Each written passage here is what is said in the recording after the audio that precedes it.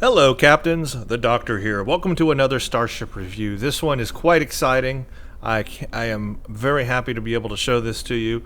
One of the more popular ships in the game, Federation that is, came about out of a story in TNG that you all know and love. Actually, the final episode of TNG. And in that episode, we meet a future Riker and a future starship. And that starship just happens to fly straight up from the bottom, use a phaser lance, and take out a Klingon ship. One of the most awesome space shots in Star Trek. And they finally did something as bold as that. Of course, space is 3D. They should have always been flying up and down and all around and doing crazy stuff like that. At least they have the capability to. Anyway, that was a cool scene. Well, that starship did come to Star Trek Online a long time ago. It is often called the Galaxy X, but what it is actually a Dreadnought cruiser. It is based off of the Enterprise D Galaxy, but it is taken a step further and modified with a huge phaser lance and 3 warp engines and all that stuff. Now, the previous version of the Galaxy X was just a Tier 5 ship. Of course, this was before Tier 6 ever came out. So, at previous in-game, the Galaxy X Dreadnought, the original one, was Tier 5. Now, you could upgrade that to Tier 5U, or Tier 5 upgrade. And in fact, I did do that here on Ensign Ricky. Welcome back, by the way, Ensign Ricky. Everybody clap. It's been a very long time that you've probably seen him. He has been gathering dust for a very long time. He was very dusty when I got him out of his little box there. But I have actually been spending a lot of time lately on Ensign Ricky building him up. Because when I left off of him, he had nothing. He was just at like current in-game back then. He didn't really have much. I did bring him up to level 60. We did a playthrough on that, so I did bring him up to level 60, but even then, he didn't have a lot of stuff going for him. Not a lot of reputation, not a lot of skill points, not a lot of gear that was current. It was all Mark 12, so I had to bring him up to par, and it has taken a very long time, but I can finally say that he is now on par with my other characters. The only thing that he doesn't have as much as compared to my other characters are specialization points. He doesn't have a whole lot of that. But on gear and quality of gear and mark level and other things, reputation, especially almost all the reputations are unlocked, he has access to all those things. Anyway, he was flying a Galaxy X Dreadnought Tier 5U. We flew that all through going through the Vodwar when we went up to level 60. Oh, come now. That is just not appropriate, sir. Not while I'm recording a video. I have no idea who that is, but I'm just going to change instances here because I don't want to deal with that. We certainly don't need that right now.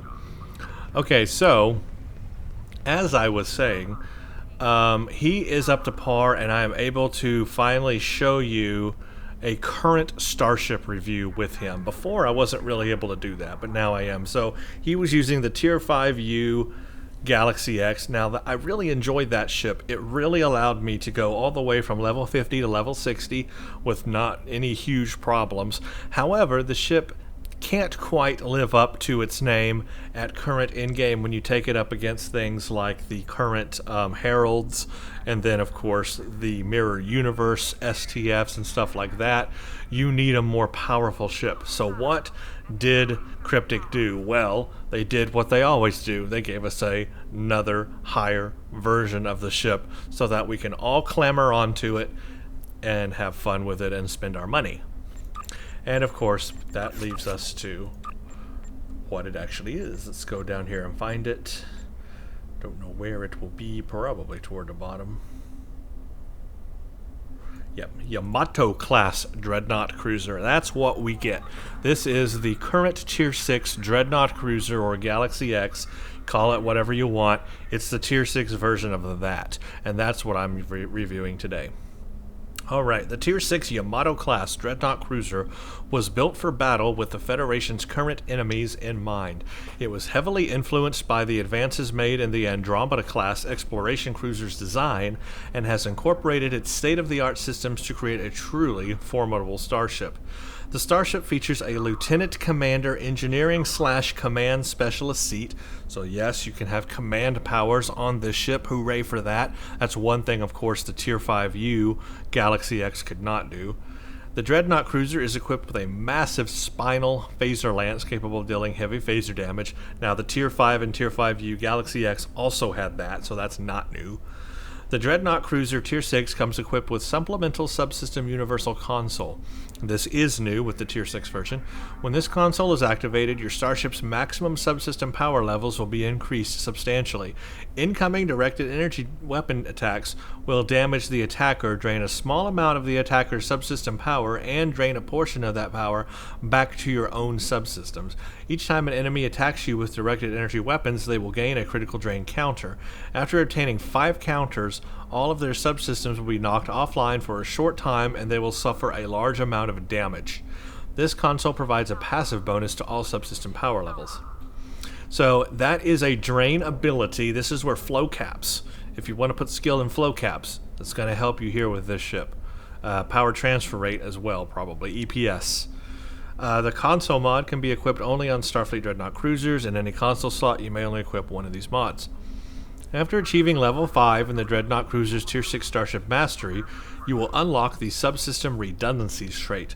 While this starship trait is slotted, activating a Spinal Lance or Beam Overload ability will regenerate a portion of your shields, provide a large amount of shield hardness, and bring shields back online if they were offline. So that's the starship trait that you get with this ship. The Fleet Dreadnought cruiser Tier 6 also has a single hangar bay equipped with Type 8 shuttles. These light craft are equipped with phaser beam arrays. Required rank is Vice Admiral. Hull strength starts at 45,988 and at level 50 and 53,320 at level 60. Shield modifier of 1, a crew of 1,000, 4 fore, 4 aft, 4 device slots, 1 Lieutenant Commander Tactical. So that's pretty good on tactical. You get a Lieutenant Commander. You don't get a full Commander power tactical, but I mean, it's not a tactical ship. But still, you get that Lieutenant Commander tactical. That's going to give you Fall 3 or Beam Overload 3, so that's nice.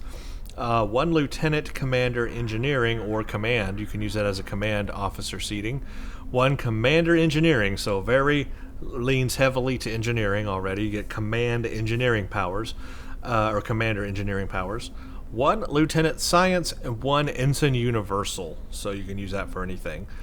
The console modifications are 3 on Tactical, 5 on Engineering, 2 on Science, so not a science ship. Leans very heavily to engineering, and then only 3 tactical. So this is not the kind of ship you're going to get like the biggest DPS out of, probably. However, if you use Fall 3 and you do max out those tacticals and you can do other things like that draining ability and stuff, you can do a very decent amount of damage with this ship. But obviously this ship is going to tank very well. It's an engineering ship. You're going to have command powers to use.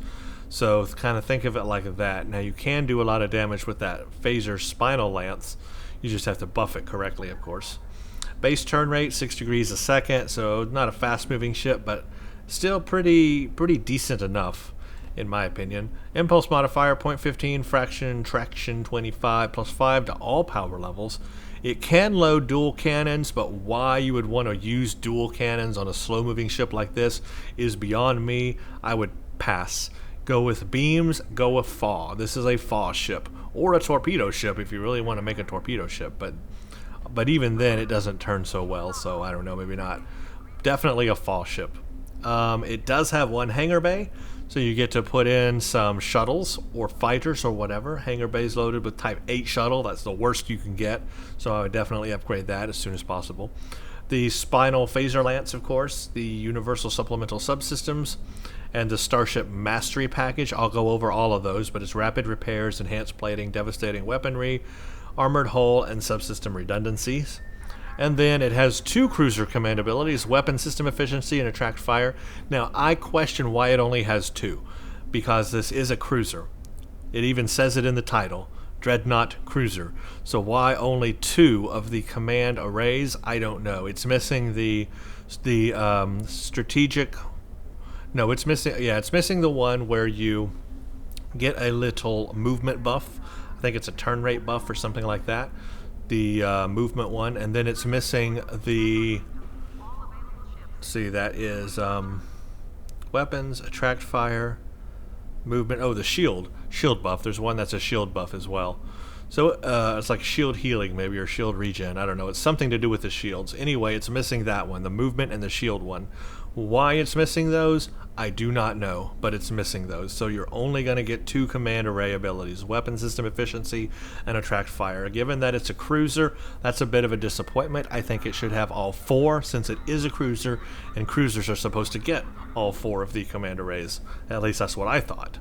Maybe because it's a Dreadnought, it doesn't, and they didn't think it needed it, but I mean, why not? It's a cruiser, so I don't know. Don't ask me. Anyway, the Yamato class definitely still shares the same form as the Galaxy class or Galaxy X class with that 3rd nacelle and the spinal phaser lance and everything, but it is definitely very modernized to look more like a current 26th century ship. Of course, that's just looks. Underneath, it is what it is, but you know, you can tell it's based off of what you've known and loved before. Now, if you have all the other ones that you've purchased, if you have the Tier 5, the Tier 5U, or if you have even the regular, I think the regular like Andromeda classes and stuff like that, I think you can mix and match those parts together as well. We'll go take a look at that, because I should have most of those things. At least I know I have the Tier 5 version on Ensign Rookie. I don't have the other ones, but I know I have that one. So we'll take a look at that and see what parts we can mix and match. But you should be able to customize the view of it, and you could even go back to the regular Galaxy X, you know, Tier 5 looking ship if you wanted to. So there you go. Basically, it's an updated Galaxy X. You get the 5 Starship Masteries, and the 5th one being a Starship trait. You get a unique console. You get the 5th console slot with the engineering there having 5 console slots. You get the ability to use command powers, command bridge officer powers. You get a lieutenant commander tactical slot. And of course, you have commander engineering, the phaser spinal lance, the hangar bay. So you get 1 hangar bay. It's not a carrier. So carriers would have 2 hangar bays. This is just one. They call it a Dreadnought. Now, you could technically call it a carrier, since the fact it is carrying fighters or shuttles used in a fighting position, but they don't consider it that. They consider Dreadnoughts just one hangar bay, and anything that has more than 1 hangar bay is going to be a carrier. So technically, it's just a name thing, but whatever. And let's see, of course, you've got the ability to use dual cannons, but again, I wouldn't really use that on a ship like this. And that's pretty much it. That's what separates it from the Tier 5 or Tier 5U version. Oh, and a higher hull strength, because it is Tier 6. It's going to have that higher hull strength, so you know, you got that and everything. Alright, the next thing that I want to do is go to the customizer, and let's look at how we can mix and match parts on it, just so you can see what other custom jobs you can do to the ship. Give you an idea of how you can make it look unique to yourself. Customize starship. So obviously you've got the templates. You can make it look like a regular Galaxy, like that. You can make it look like the Monarch. You can make it look like a Venture, which I actually like the Venture one really well. I actually had this. This was an upgrade in the Z store. Then of course the Yamato. This is what is current.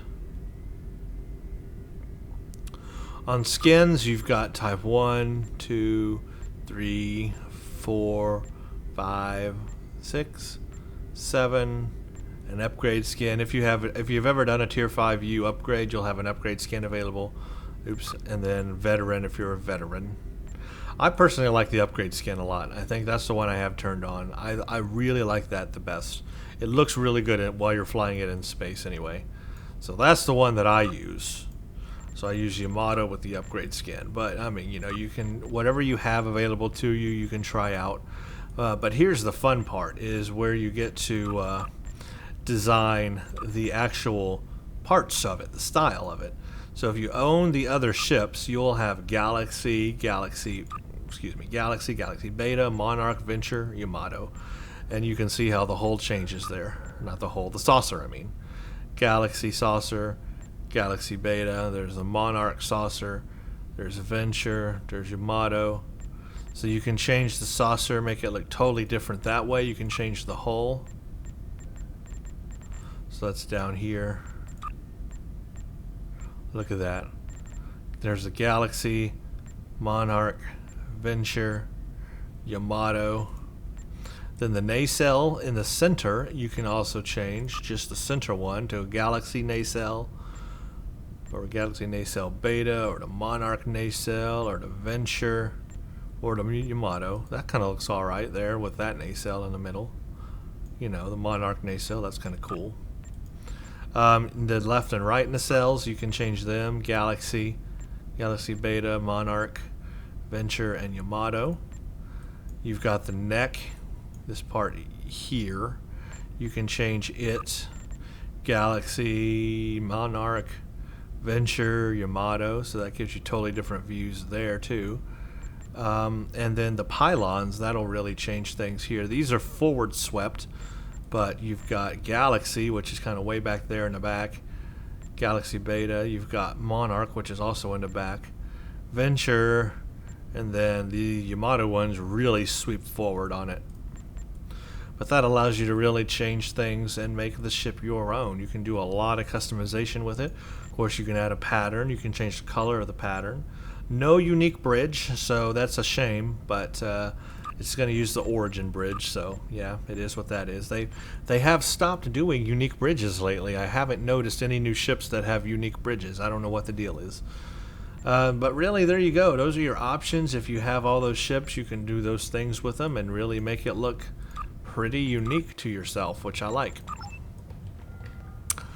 Okay, the next bit of business is we are going to look at the ship build, or at least how I've got it currently built. Now, this is, of course, not the only way you can build a ship. There's a million different ways. Mine is not the perfect way. Mine is not the only way. Feel free to build it any way you like it and you want to design it. I have picked this build because it works for me and it's based on the gear that I already had, so I just kind of took that and then upgraded that gear and built the build alongside the gear I already had invested in. I didn't have the resources to just, you know, bring out all kinds of new weaponry and energy types and all that kind of stuff, and most people don't. So whatever you end up kind of sticking with or using, you just kind of upgrade and keep using over and over again, which is what I've ended up doing. So I'll show you my build. It is phaser based. Ensign Ricky here, he likes to use phaser technology. He's very Starfleet, even though he's dressed like Darth Vader right now. He is ultimately very Starfleet on his ship design. He likes to stick with standard Starfleet technologies, so he's going to use phasers. Plus, the idea of using phasers on this ship makes a lot of sense because the phaser lance is phaser energy type weaponry. So if you want to get the most out of the phaser lance on this Dreadnought, you need to buff phaser energy. If you go and put polarons on this thing, or anti-protons on this thing, all your tactical consoles are going to be anti-proton or polaron or whatever your energy type is, and that is not going to help the phaser lance. So there's no point in that. So to get the absolute best out of all of the ship's abilities with the phaser lance, you will want to go with phaser-based technology. That just makes sense. So if you're not doing that, you are shorting yourself basically on the abilities of the phaser lance. And one reason for buying this ship is to use that phaser lance. So you want to get the most out of it. So go with phaser technology is what I'm trying to say.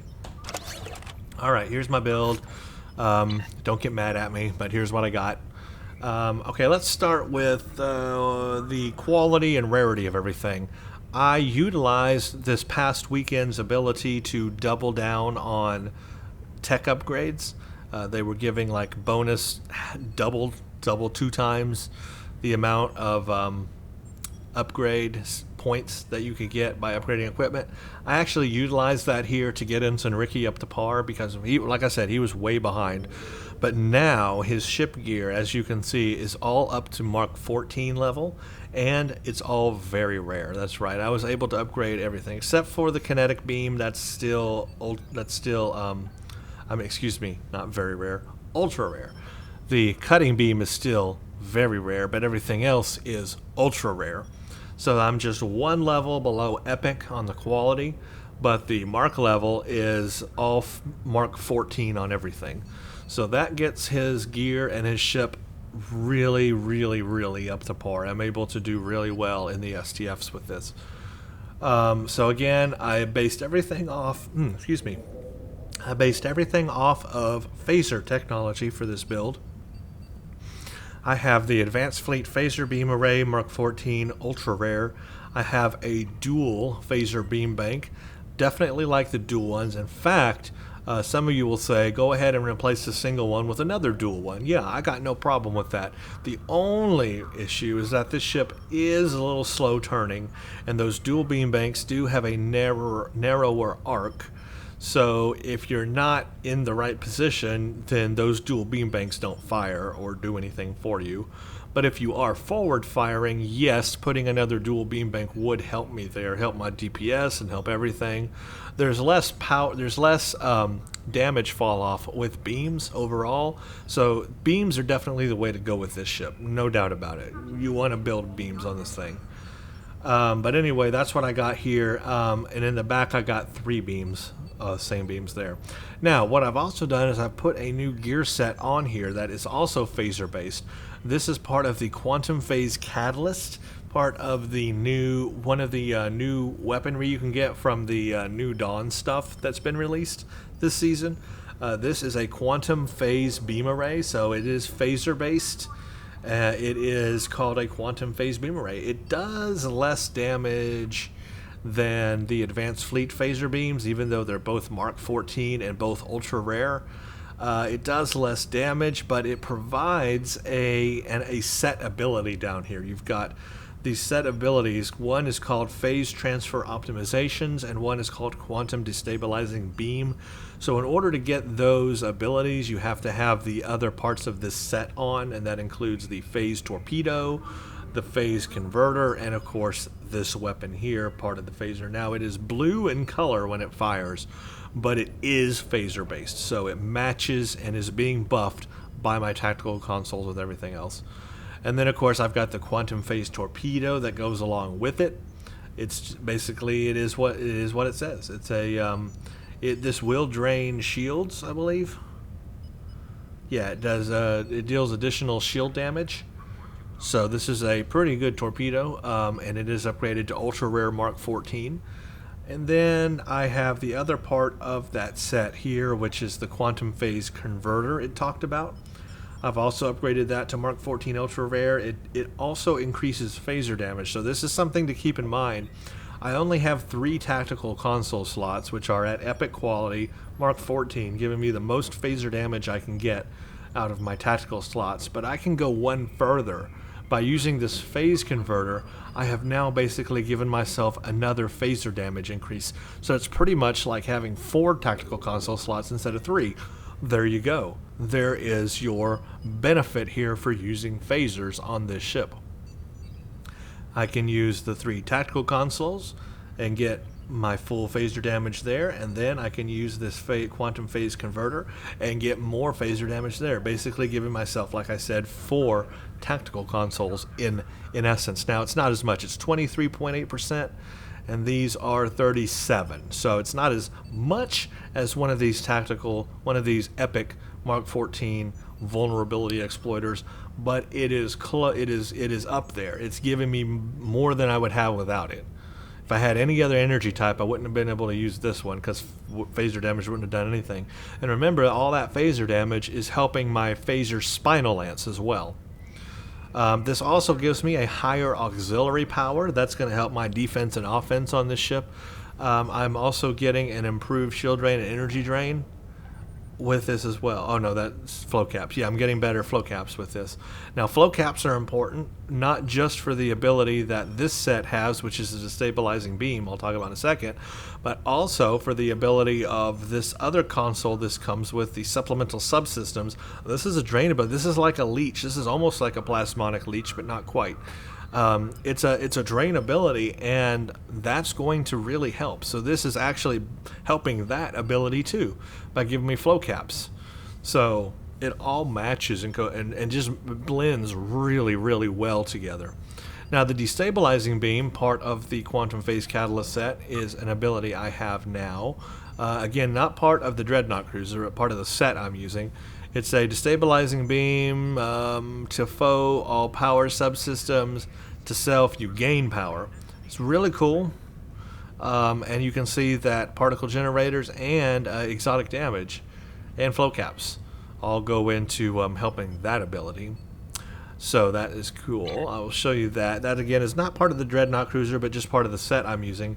And again, I'm using the set because it helps me with phaser damage.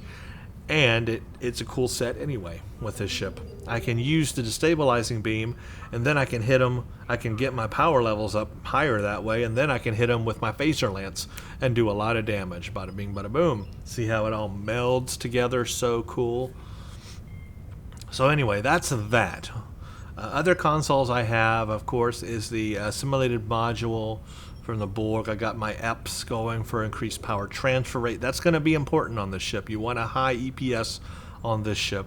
I also have my neutronium with enhanced kinetic, all energy damage resistance, improved ship hit points.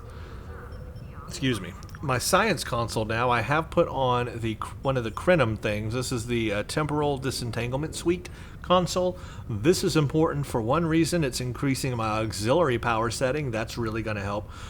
Number two, it increases my shield capacity, so it's like having a shield capacity console in the science slot, giving me more shield capacity, but it's also increasing my critical chance and critical severity based on the auxiliary power level, which is going to really help me do more damage on this ship. And especially with all those beams doing fire at will, it's going to really help there. And then reduces damage shields by 3%. That's real minor. The other piece is this cloaking device that I have. Got this from another Dreadnought cruiser. Actually, it comes with the Battle Cruiser, Dreadnought Cruiser, or Aquarius Light Escort. Now, the reason why I added this is because there is a two-piece bonus if you have this on. It's part of the Starfleet Maneuvering Protocol 202, as you can see there. You need the console cloaking device, which is this one, and then you need the supplemental subsystems. And of course, the supplemental subsystems, we'll go over that, is the one that comes with this Dreadnought cruiser. So it already comes with that console. All I had to do was put on the cloaking device, and I get a two-piece bonus called Overcloaked.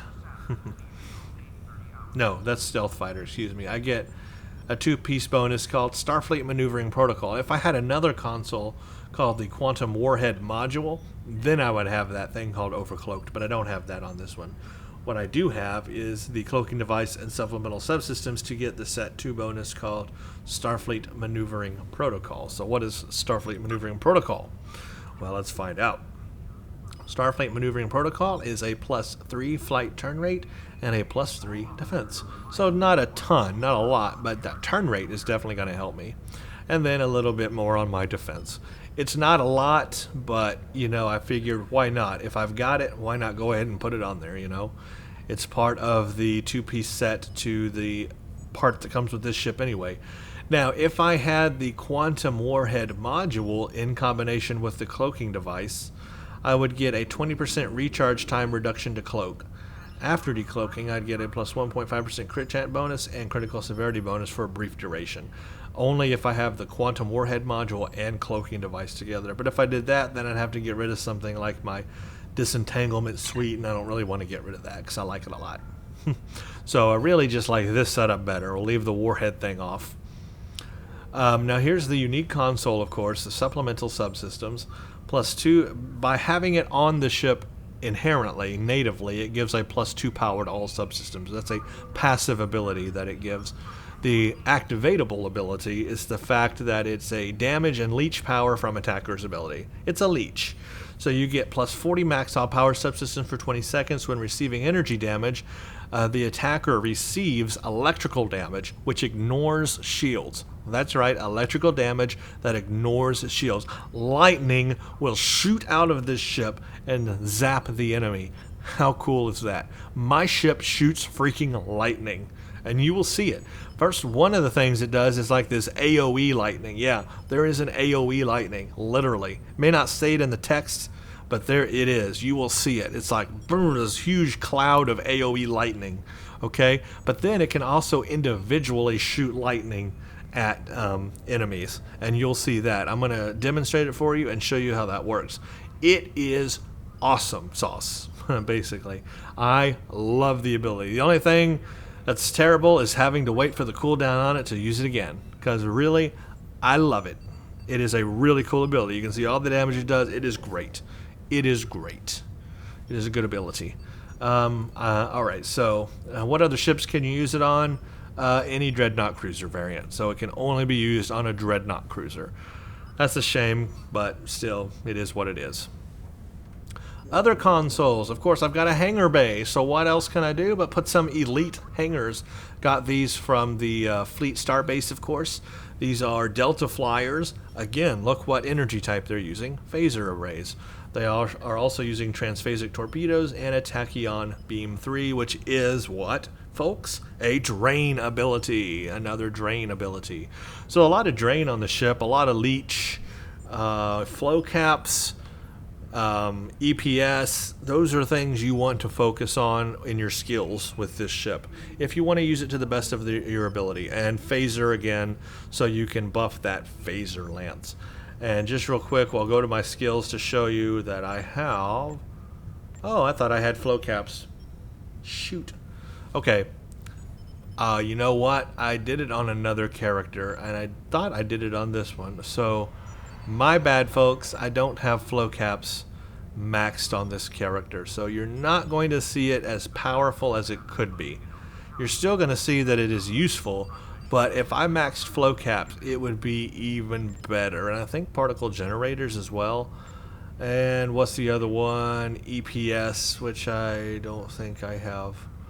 Where's EPS? Somewhere. Electroplasma systems I don't have on. So I don't have the best skill set for this ship. I increased my flow caps on another ship. I thought I did it on this one, but I guess not. My bad.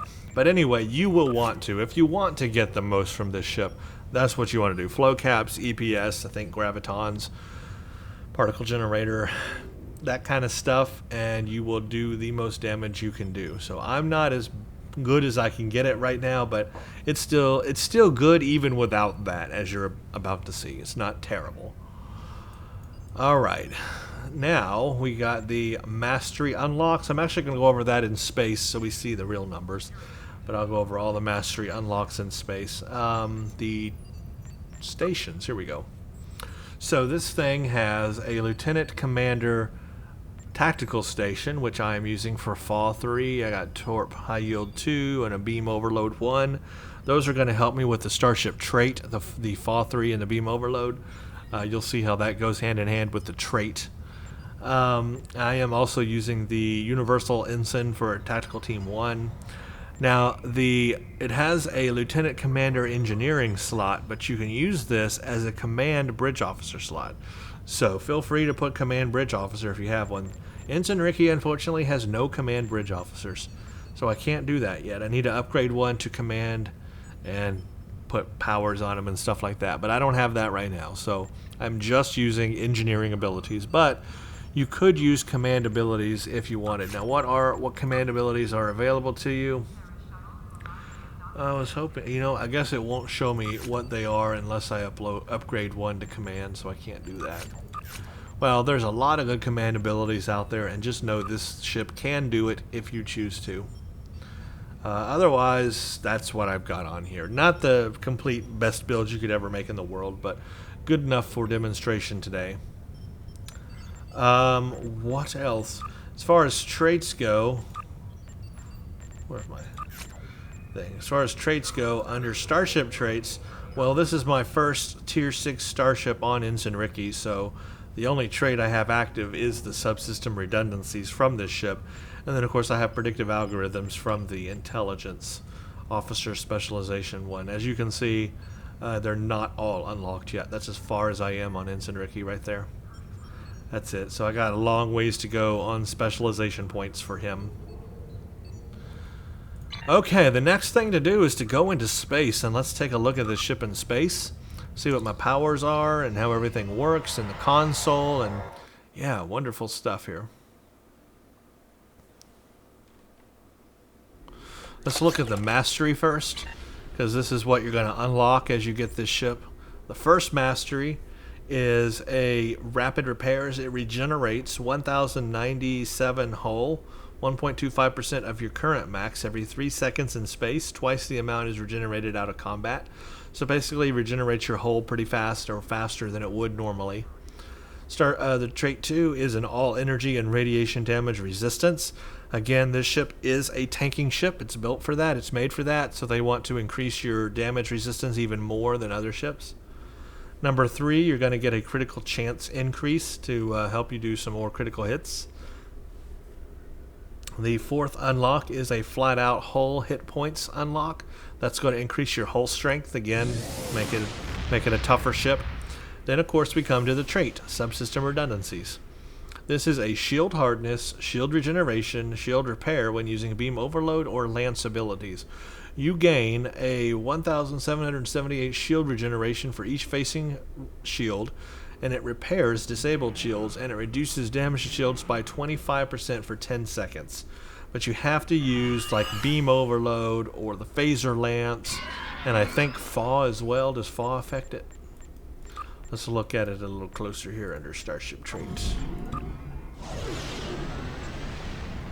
Okay, so Beam Overload 1, 2, or 3, or Spinal Lance, or a Javelin ability will trigger. Okay, so not FAW, not FAW. So you do need to have a Beam Overload ability if you want to use this trait, or the Spinal Lance. The Spinal Lance will also do it. So just those two. I thought it was FAW, but it's, I guess, not. So Beam Overload and Spinal Lance. Now, thankfully, I've got Beam Overload 1 here to use, so I'm going to get that trait going with that. And then, of course, I've got the Phaser Lance right here to go with that. So here's the Phaser Spinal Lance. As you can see, it's a 45-degree targeting arc, pretty narrow. It does 16,000 phaser damage times 2 to the target. And there's a 2.5 chance of disabling a subsystem. And, of course, there's the shield regeneration as part of the trait there at the bottom. Okay, so that is the mastery. Here's my stats right now. 1,000 crew, 50% recovery rate, 1,000 alive crew, 205% power transfer rate. My defense is pretty high at almost 60%. My hull is at 87,787. It could be more. There are some things I could do to help get that higher. 90,000 is what I'd like to see out of this ship, knowing that it's a Dreadnought. Hull repair rate, 232% a minute. Shield regeneration, my shield strength is at 14,000. That's not as high as I would like to see. I could put more shield capacity consoles in here. That would help, but then I'd be without these things. My resists are pretty high at 50%. Crit severity is almost 100%, and I've got an 8.8 crit chance. When I'm moving, I have a 12.9 degree a second turn rate. Other parts of the ship I forgot to show you guys are I am using the Soul Defense Deflector Array, so I'm using the whole Soul Desperate Defenses thing. I've upgraded it to Ultra Rare, and it added a Hull R, a Hull Repair or Hull Healing to my deflector, so that's nice, an added stat there. That also increases auxiliary power setting, which again is very important for this ship, for the features I'm using. I've got the Soul Defense Impulse Engine. That added a plus C res to, that's a 10% resistance to control effects, apparently, with the Impulse Engine, so that's cool. And then I upgraded the shield, And that added a regeneration to my shield. So I've got a 9259 maximum shield capacity and an added shield regeneration increase there. It reduces all damage to shields by 10% plus 15% incoming shield healing to self. And then for my warp core, I am using an Elite Fleet Reinforced Warp Core Mark 14 auxiliary to shields. I guess I am using auxiliary to shields. I don't know why I'm using auxiliary to shields. That's weird. I guess that's what I chose on Ensign Ricky. If I would do that again, I'd probably do something like weapon to auxiliary. I don't know why I chose that. I guess I didn't know what I was doing when I chose that warp core originally. But I would change it now, but I'm not going to do it now. It's very costly to do. It at least does have amp, and I guess a shield capacity increase, SEP, SST. Anyway, it is what it is. That's it. So that's what I'm running right now. That is a pretty good rundown of all that. Let's look at my abilities a little closer here. Oh, I am very far away from ESD now. Here is the console ability, Overload Supplemental Subsystems, plus 40 max top power subsystems for 20 seconds. Basically, it takes their power and gives it to me. That's what the ability looks like. It's a bubble that kind of stays in the same place no matter how you move your ship, which is really cool. Again, lightning will freaking shoot out of my ship with this ability on, so I'm going to show you how that works. Really cool. Here's my shuttles I can launch. Here's my shuttle menu here. Of course, I've only got one hangar bay, so that means 4 shuttles with one hangar bay. And you have to wait 30 seconds before you can launch the other 2. That's kind of annoying, but yeah, we'll wait. Where did they go? They pop out behind your ship, so there it is. An Elite Delta Flyer is what I'm using. It has a pretty good hull strength on it, 26,752. So these shuttles, of course, are better than fighters in terms of hull strength. If you put fighters on, they're very paper thin. They dive very fast. But the shuttles last a little bit longer because their hull is so much better. But you're only going to get 4 shuttles, of course. With fighters, you get 6. So there we go. Now I have shuttles out here. They will help give me more damage. I can command them to do different things. Attack, escort, intercept, and recall. The destabilizing beam, part of the quantum set, is right here. And you can see that it does a lot of good things. Then I got my phaser lance ready to go, 16,000 phaser damage times 2. I got my supplemental systems ready to go. I got repair nanites from the Soul Defense System. Gives a nice AoE heal to everybody. Oh, a cloak. I mean, if you didn't realize it, because I put a cloak on this ship, I put the universal cloaking device on this ship, I can cloak my Dreadnought now. My shuttles don't cloak, but I cloak. And apparently, if I come out of this, I will get a plus 50 defense. After decloaking, I get a plus 15% damage bonus for a brief duration. So I'd have a damage bonus right now after decloaking. That's cool. All my bridge officer abilities are over here, so they're ready. I think that's kind of like it. Let's look at what the damage is on my weaponry right now. 1261 DPS on the quantum one, the quantum phaser. 1576 phaser damage. The fleet ones do more damage. They do 1332 DPS and 1665 phaser damage. The dual one is, of course, 1732 DPS and 2165 phaser damage. The quantum is 725 DPS, 7257 kinetic damage.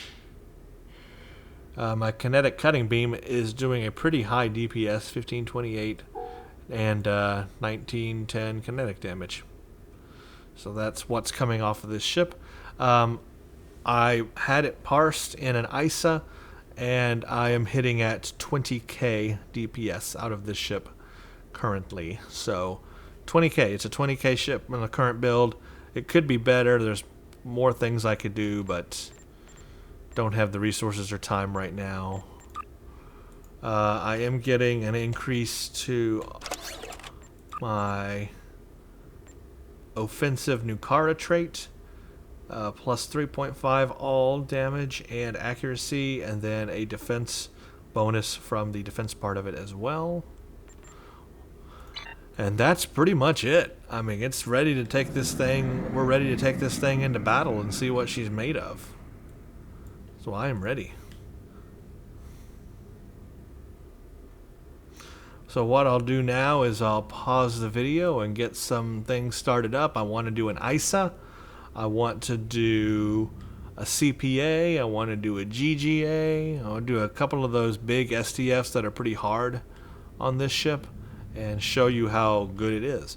And then, of course, I'll take it into some patrols and do something a little more slowly to show you these abilities, especially this supplemental subsystem one. I want to show you how that works because it is really, really cool, and it works well. But the more ships you have, the better it works, I have found. Okay, so that's it, everybody. Please stand by, and I'll get the next part queued up. Okay, hello, everybody. Here we go. This is ISA in our Tier 6 Dreadnought. Now this does typically go pretty fast, so I probably won't get the opportunity to show you every ability of the ship. But of course I'll take it into patrols later on, do something a little slower where we can take a look at all of its abilities. But this gives us an idea of what it can do in a Borg STF.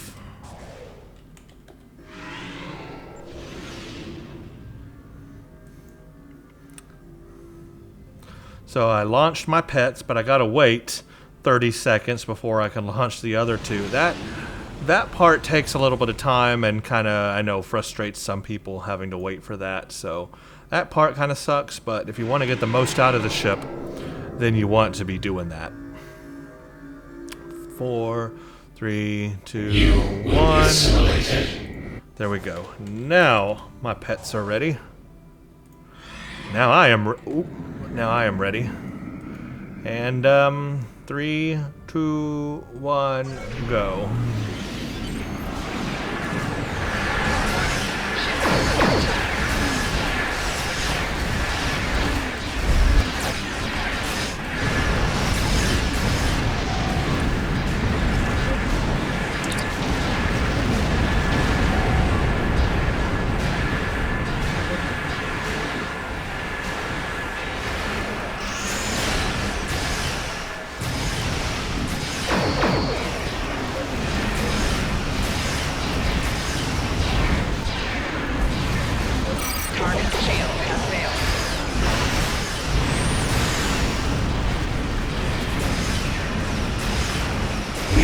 Actual technological and biological distinctiveness to our own.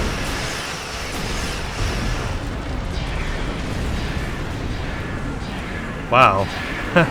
Tearing through this thing.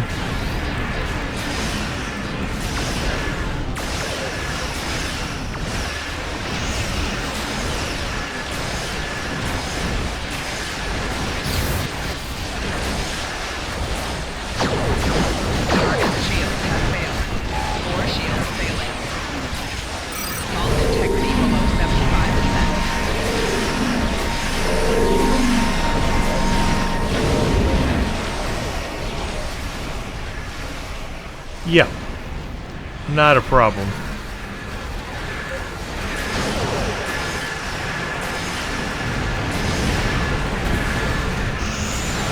Target shield has failed.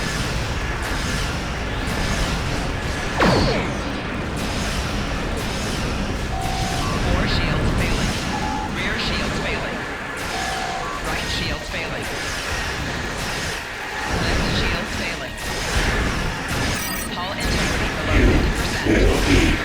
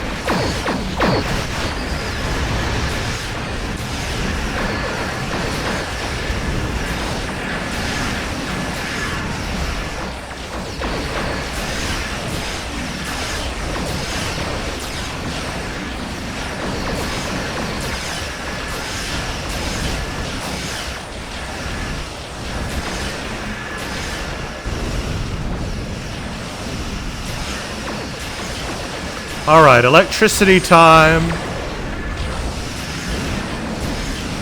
Disarm your weapons.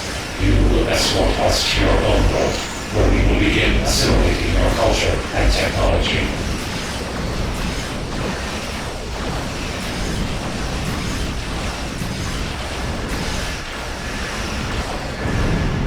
Wow.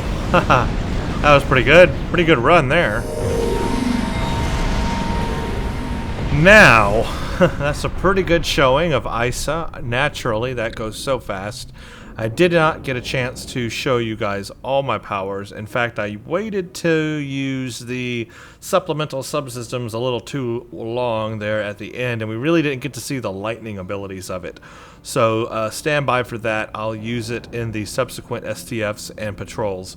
So we'll take a closer look at that. But I did use my destabilizing beam from the quantum set. I did use the phaser lance a couple of times, and I got a couple of shots with that off. I used my AoE healing with the discharge repair nanites. Of course, I used my shuttles. They were always out. I didn't use the cloaking device to the best of its ability. Could have cloaked and then decloaked to get an advantage there, and I didn't do that. But, I mean, we were just fine. It's ISA. It's easy. Very powerful team. Not really an issue there anyway. But, okay. What I will do now is pause the video, and I will get it set up for another STF.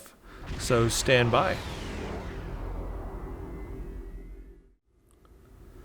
By the way, before we begin, I just scrolled back up in my text log and saw that somebody did parse that run we did in ISA just a second ago. So, yeah, you can see I hit 20k. So that's about right where I'm at with this build. I mean, that's not terrible. Better than 10k. Obviously, it could be better as well. Given the ship and its ability with the shuttles, I probably should be hitting like 30k with this ship. So there is room for improvement. But just shows you that with this build, it's not a terrible ship. I mean, it's a capable ship, even if it's not a DPS ship. This is not an escort. It isn't. So even if it's not a DPS ship, you can still do very well with it, and the ability to stay alive is, of course, strong. I didn't blow up at all in that STF. So that just kind of shows you and gives you an idea of what this ship may be capable of, but it could be taken even higher, which is quite nice given the fact that it's not a tactical escort-y type of ship. Anyway, I just thought I'd show you that. All right, now I will pause and get set up for the next STF. Okay, hello everybody, welcome back. So I finally got a GGA going. This is a Gateway to Grethor Advanced.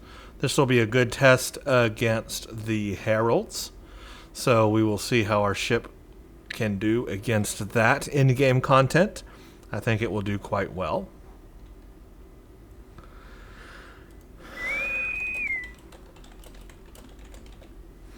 And there we go.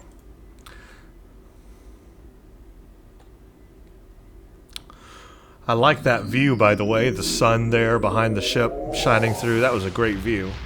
Thought y'all would like that. Looked pretty good. Ship looks good. I like the looks of it, I gotta say. Very classic look to it. Let's pop out some of these thingies. So let's get that going.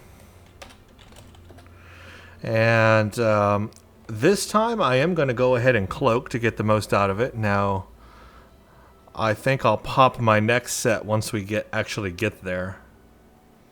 So I will cloak for now. Oh, for some reason I didn't hear the sound effect to that. That's weird. Alright, I'm cloaked.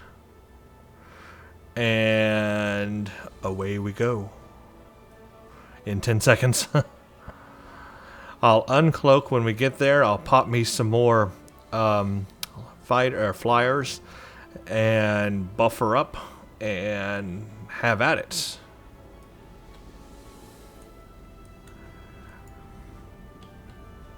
Yeah, I don't know why my audio, like the sounds of my ship aren't happening or something. It's weird. Oh, there they are. Ship is under attack. That was really weird. Okay, here goes the lightning.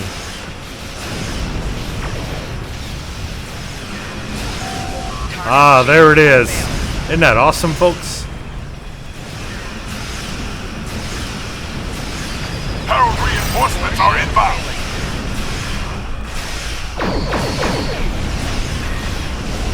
I'm not in a very good position of firing there.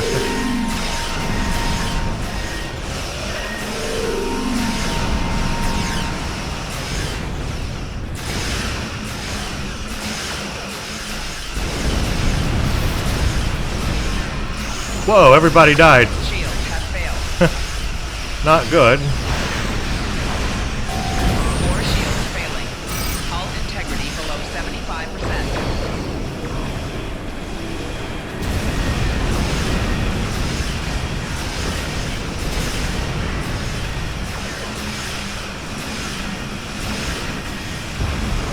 Target shields have failed.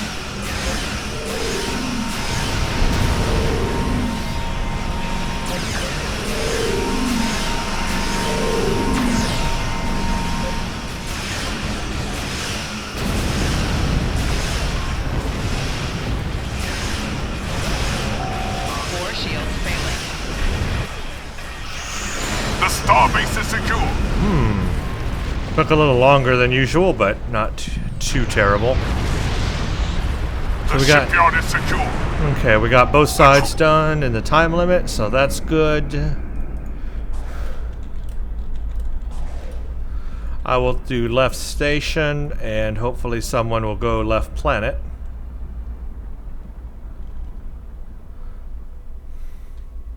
Yep, there they go, so that's good. We're covered. We are good. Time to just protect the transports now. Close radiation gates. The troop transports from the starbase are moving toward the planet. And there they go. There's a radiation gate, but 10's got it. So that's good. Ah, these guys. Ooh, let's close this one. Ship is under attack. Just use my electricity. Check that out. Those gateways are emitting intense levels of theta radiation. Close them. I think I tried to use it too soon. Oh well. Target shields have failed. Well, a lot of radiation gates under me.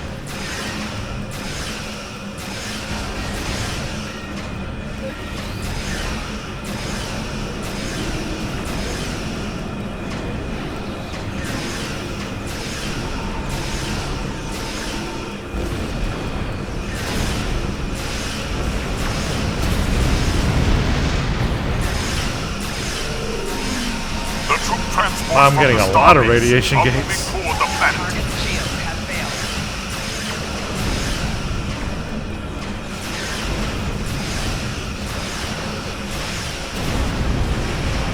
Dang, look at all these gates.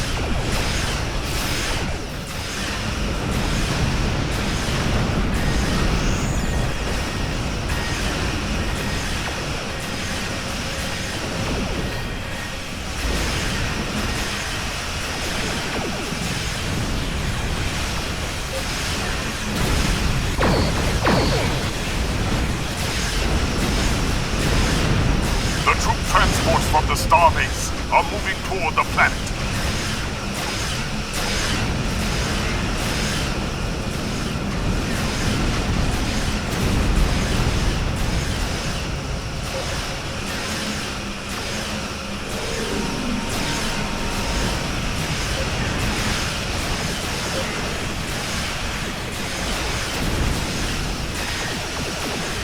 Let's set up one of them. Shields have failed.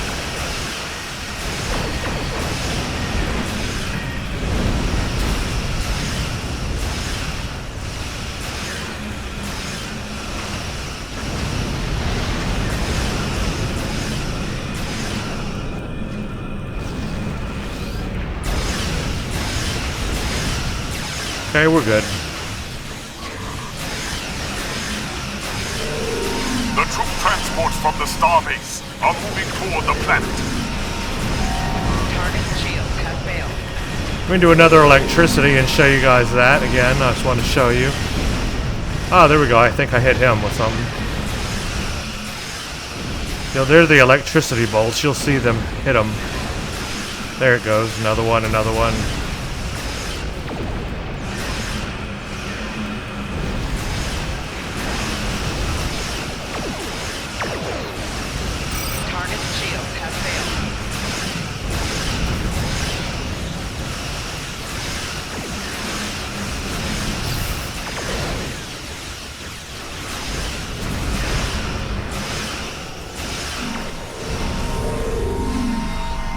Okay, we're good.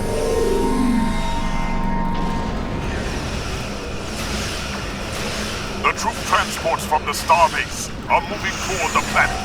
Target's shield has failed.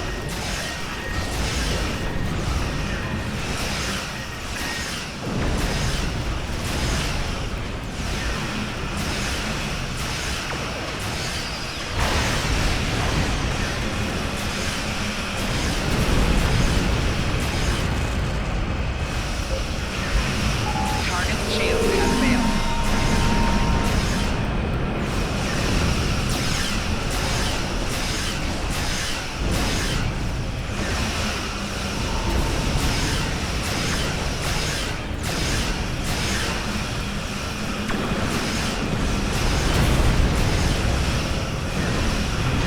The troop transports from the starbase are moving toward the planet. Target's shield has failed.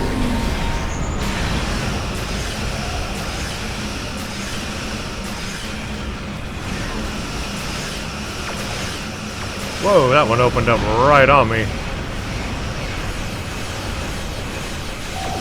Hull integrity below 75%. The troop transports from the starbase are moving toward the planet.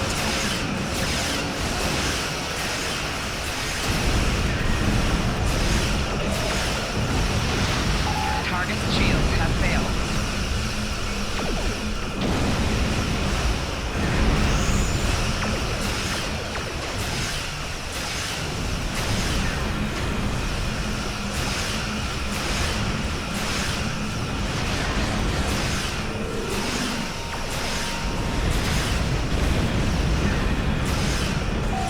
Target's shield has failed. The troop transports from the starbase are moving toward the planet.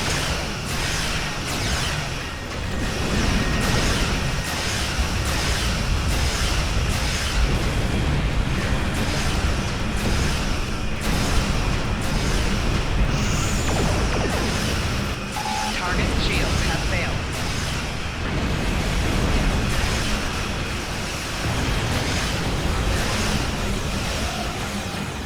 Well, that was fun.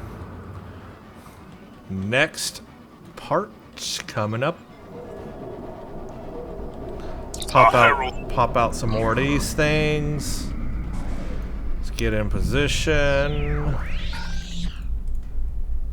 That won't stick.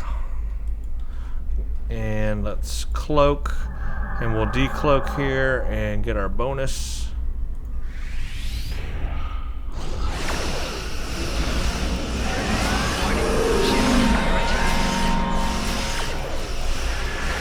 When, Herald ships are attacking I didn't mean to do the lance. I meant to drain it first, but oh well.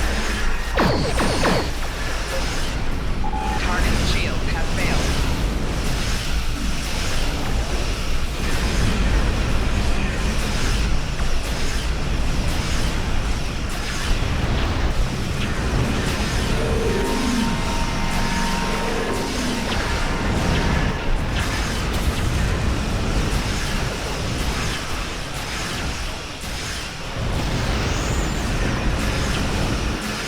Target's shield has failed.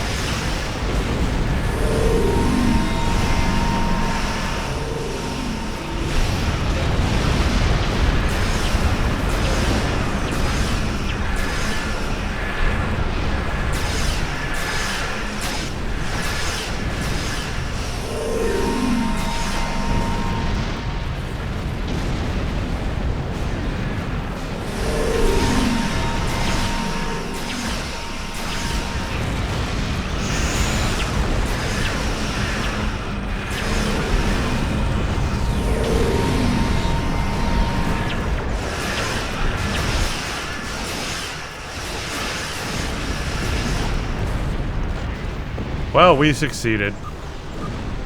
And that is what matters. So there you go. That's the Tier 6 Dreadnought up against the endgame Heralds. It shows you that it's quite a capable ship against the current in-game content, or the Heralds, or the Iconian missions, or whatever you go through on that.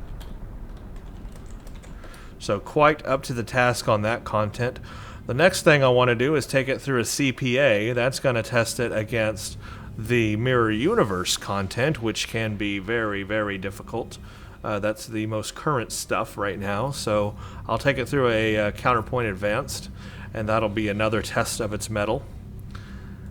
And then after that, we'll finally go into a patrol. I'll do our gauntlet, and I'll show you the abilities a little slower, especially the lightning thing, because really it's cool. I just haven't been able to show you the best use of it just yet, but it is cool when you use it. When it works just right, it's very cool. So I'm going to pause the game now, and I will come back when CPA is ready. And welcome back, everybody. I've got Counterpoint Advanced going here, and hopefully this will be a good run. One thing to keep in mind about this STF is that the Mirror Universe hits hard, and they bring a ton of ships to the battle. So the key here is we want to stay alive. We got to defend DS9. We got to heal DS9 when we need to, of course, and we got to fight off the enemy, close portals, and at the very end, take down Terok Nor. So pretty crazy. I'm gonna pop out my Delta Flyers. It looks like I will not be able to pop out all of them by the time the counter goes down, but I'll pop them out right after it's finished, and that'll be good. I will cloak now, so I can take advantage of all the benefits of decloaking and stuff. Give me one of them, and just wait here. I'll power up and everything when we get timer runs out here. So at 5, I'll power myself up. And off we go.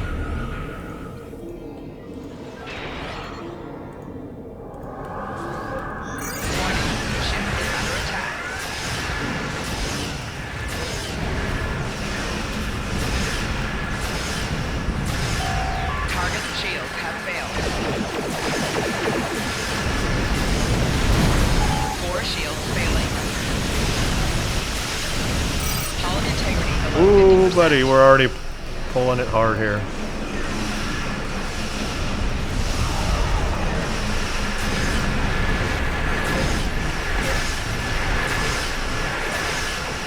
Target shields have failed.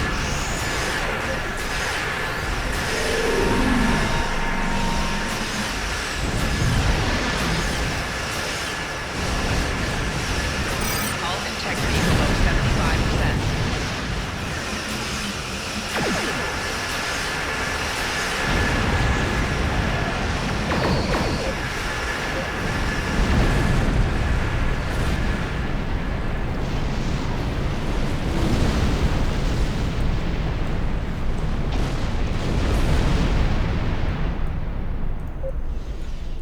Thank you.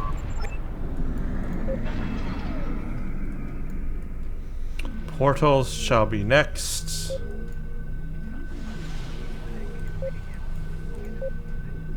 For some reason, DS9 got kind of damaged there. But that's okay, it's not too bad. 98%, 100% though.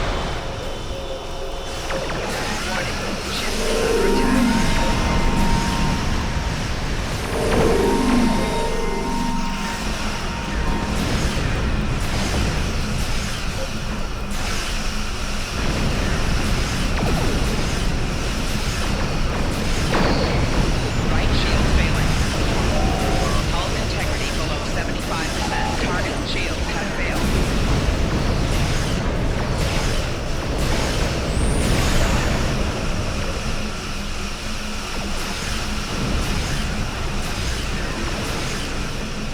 Jeez, I can't get a good hit on him. I'm in a bad position. Target shields have failed. There we go. Okay, let's help this guy over here doing a portal.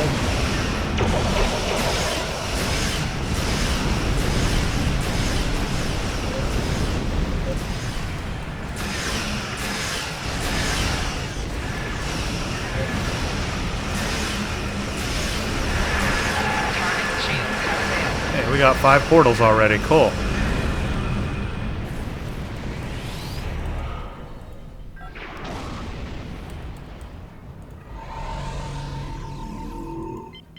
Let's get back to the battle. Warning,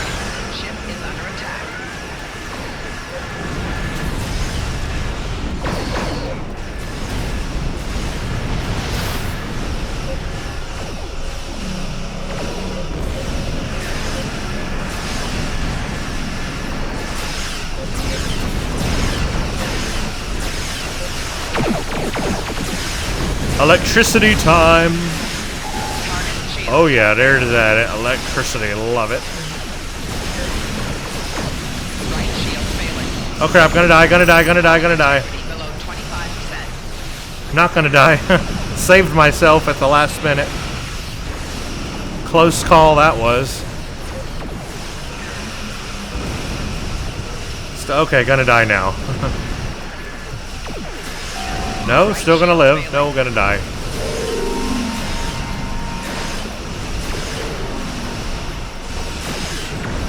Yeah, I'm gonna die. And I'm dead. Hey, I did pretty good right there. Until then. A lot of ships, let me tell you. Hey, we got 9 portals closed. Holy crap, we did good. I don't know what the station is at though. Station, what are you at? They're breaking off. I guess you're good enough. Oh, you're at 100%. Sweet. Okay. Well, we're good then. Warning. Nice. Ship is under attack. All right. Cool. Sweet. Nice. Lovely. Okay. Let us get some passengers and take them to DS9.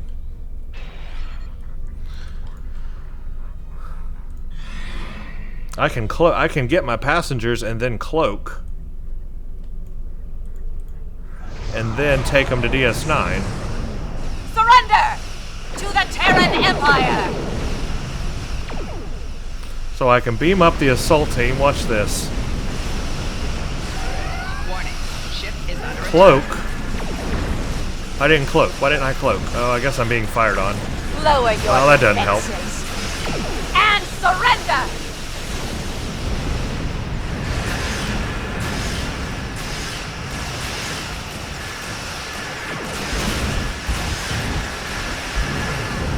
Assault teams away!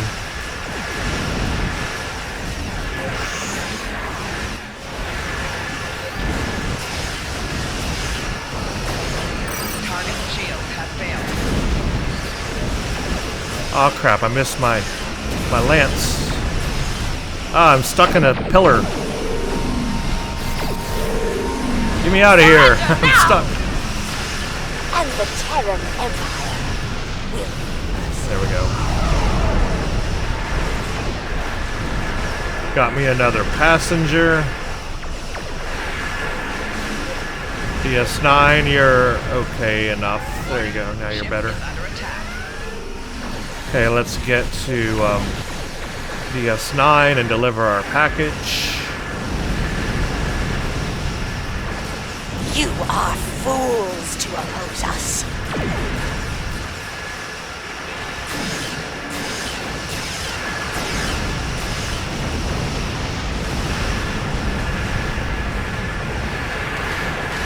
See, I'm able to stay alive pretty well, which is quite nice. Let's get this ship down here.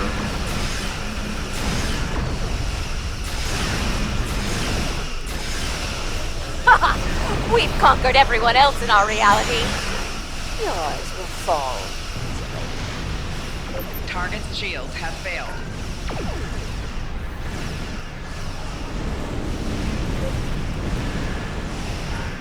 Oh, now I can cloak. The Emperor. Warning. Ship Crush.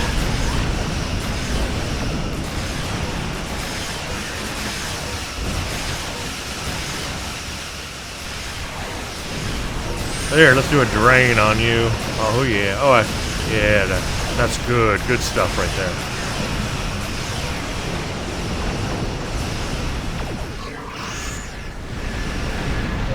You're at 100%. You're doing well, DS9. Get some more fighters out and get another group.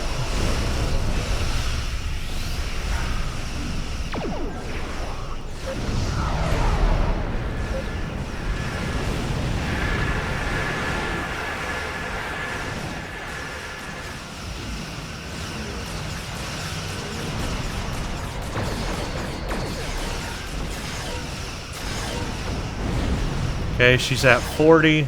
Let's get back to DS9.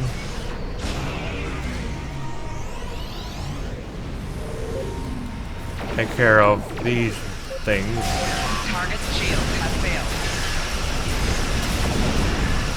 Electricity time.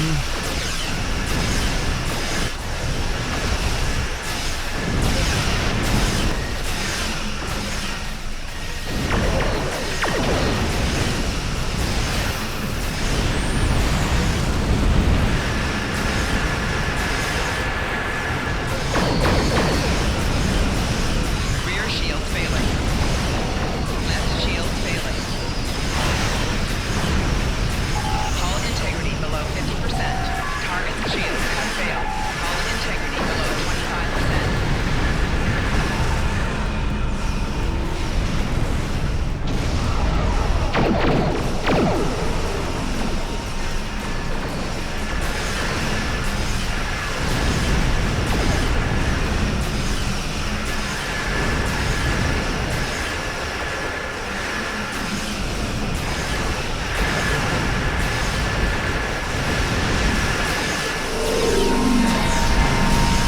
Right shield failing. Rear shield failing.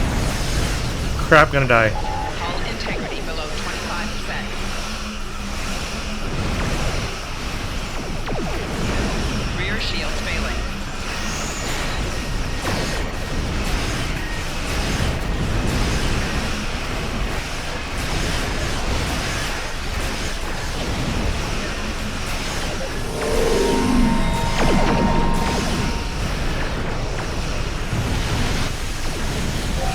Target's shields have failed. Four shields failing. Left shield failing.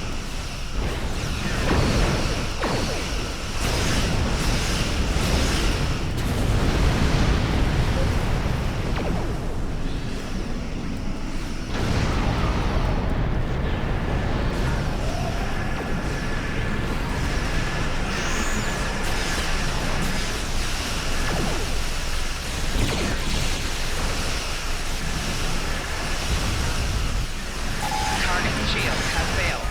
Hull integrity below 75%.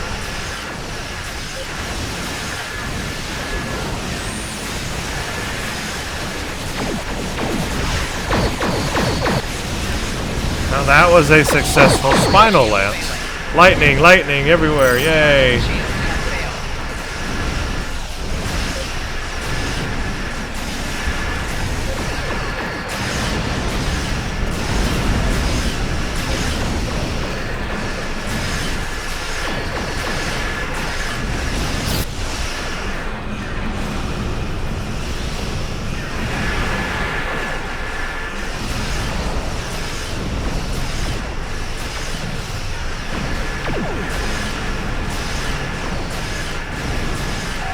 Target's shields have failed.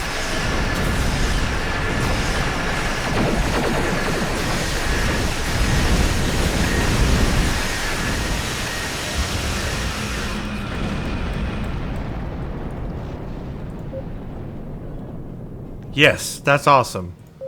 We did good. We're reading an energy. Final push.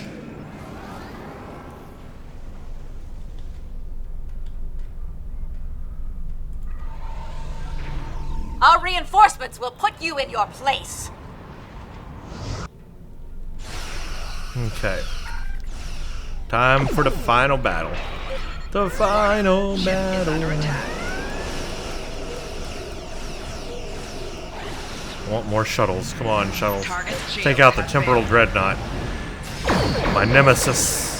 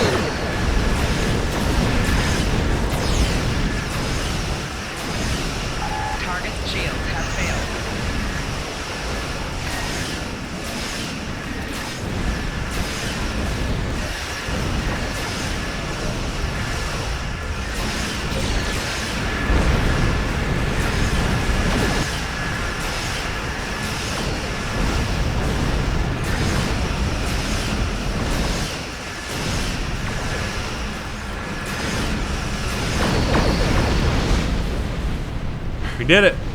You haven't seen the last of me! That was a pretty good run. Terok has been sent back. Wow, 9 portals closed. 15 teams landed, 98 average health. Terok average, well, 51. I think it needs to be 40 to get that optional. But we did pretty good overall. I mean, it was a pretty great run. Has been sent back to the mirror universe. We wouldn't have been... Pretty great run overall. So there you go, guys. That is the Tier 6 Dreadnought here against Mirror Universe CPA.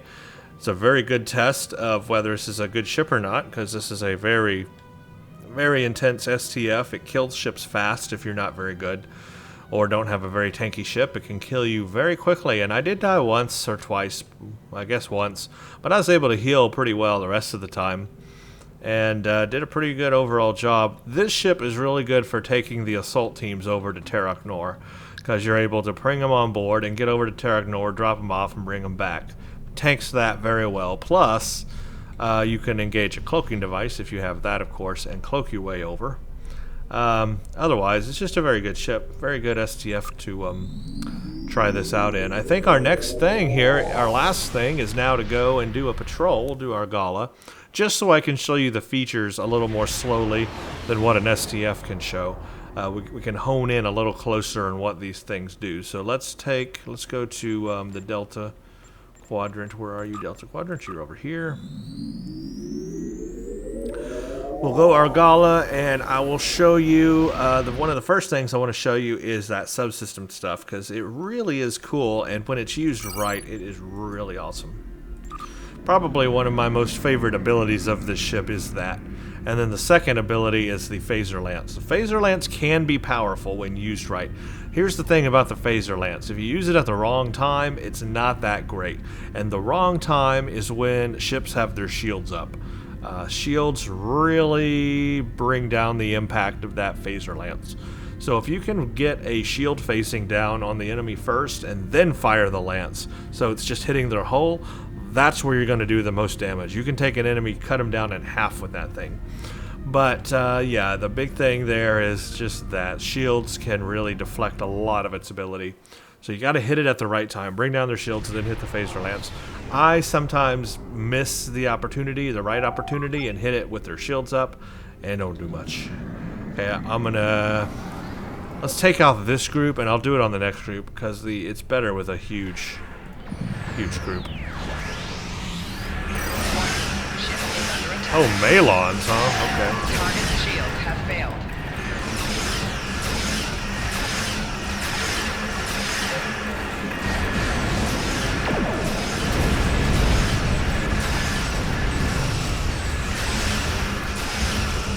Alright, easily done. Thank you for that, Bentons. Easily done, not a problem.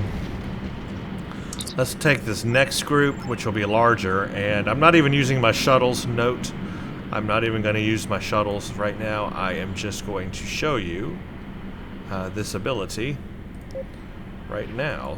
I do want to use Fall, however.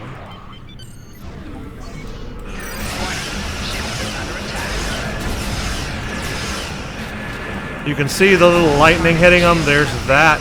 Look how they're all electrified.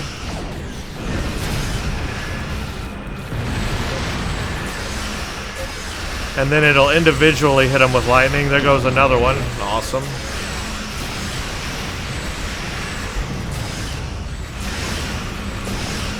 Left shield failing. I'll do it again when it's cooled down. Has failed. 4 shields failing.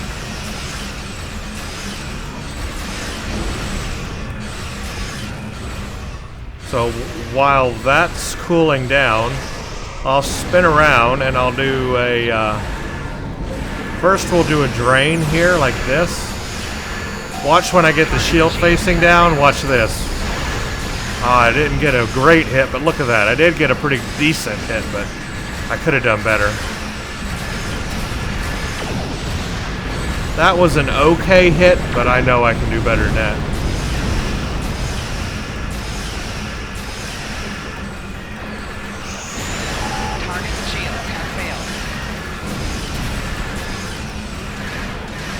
There's energy conversion in engines. Subsystem redundancies was working. Hull integrity below 75%. Target shields have failed. 4 shields failing.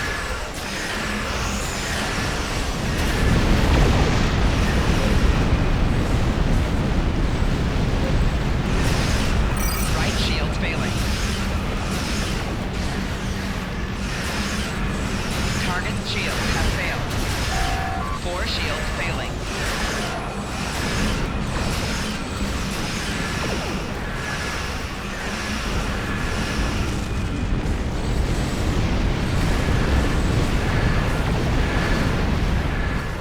Okay, I'm gonna pull away for a little bit because, well, when I can, when I'm not on fire, because I want my abilities to cool off again so I can use them. Let's pull away for a little bit, let some things reset here. Get my shields back up. Okay, the first thing I want to use is this ability again. And then I will again use the phaser lance. The other ability is the starship trait. Let's read a little bit about it first because I'm not sure that I'm actually seeing it working. So you only get it's a shield regeneration, and you have to use the phaser lance or beam overload. And it's a shield regeneration basically, and then a reduction to shield damage, which is something you're really not going to see. It's just something that I guess that you can feel. So what we'll do is we'll look to see when my shields go down. If I hit them with beam overload or phaser lance, if that gives me a shield regeneration. It's so small though, not really a big deal as far as traits go. Warning, ship is under attack. Target shields have failed.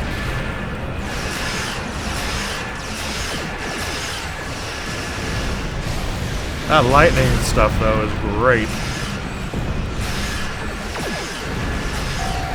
shields failing.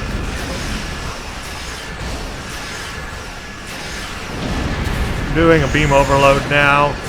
Maybe that gave me a shield heal. I don't know. Right shields failing. Took them all out pretty quickly. Hull integrity below 75%. I would rather have a hull heal with that trait than a shield heal, to be honest with you. I could really benefit from a hull heal more. But I guess it is what it is. Okay, final one. Let's do on the main capital ship, or whatever ship it is. Let's take advantage of our drain and then our phaser lance combo. Still not using the shuttles. That's another thing we could use, of course. Part of this ship, but I'm not using it right now.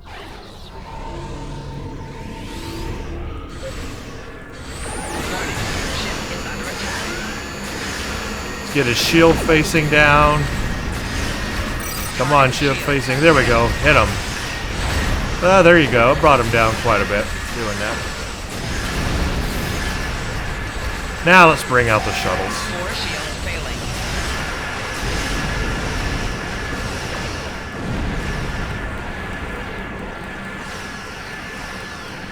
I hate the Malon crap here. Can't move. For the darn with it.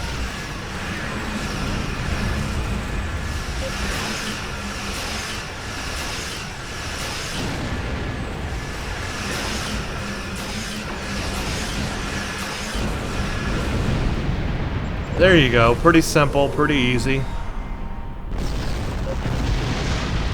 And don't forget through all of that you do have the shuttles as well, or fighters or whatever.